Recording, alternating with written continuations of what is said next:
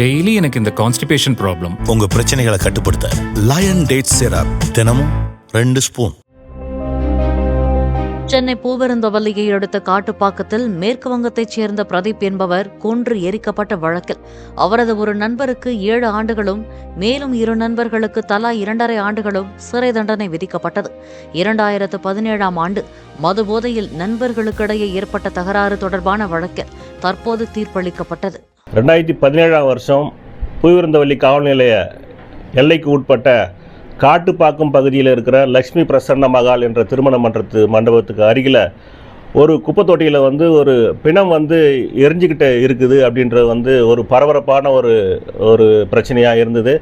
அது சம்பந்தமாக பூவிருந்தவல்லி போலீஸார் ஒரு குற்ற வழக்கு பதிவு பண்ணாங்க. அந்த குற்ற வழக்கு பதிவு செய்யப்பட்டு அதற்கான விசாரணை பூவிருந்தவல்லி அமர்வு நீதிமன்றம் எண் 3 விசாரணை நடந்துட்டு இருந்தது. அந்த விசாரணை இறுதியில் இன்று அந்த வழக்கில் தீர்ப்பு வழங்கப்பட்டது. டெய்லி எனக்கு இந்த கான்ஸ்டிபேஷன் ப்ராப்ளம். உங்க பிரச்சனைகளை கட்டுப்படுத்த லயன் டேட் சிரப் தினமும் 2 ஸ்பூன். பிளே ஸ்டோர் மற்றும் ஆப் ஸ்டோரில் இருந்து பாலிமர் செயலியை QR கோடு மூலம் பதிவிறக்கம் செய்யுங்கள். செய்திகளை உடனுக்குடன் பெறுங்கள்.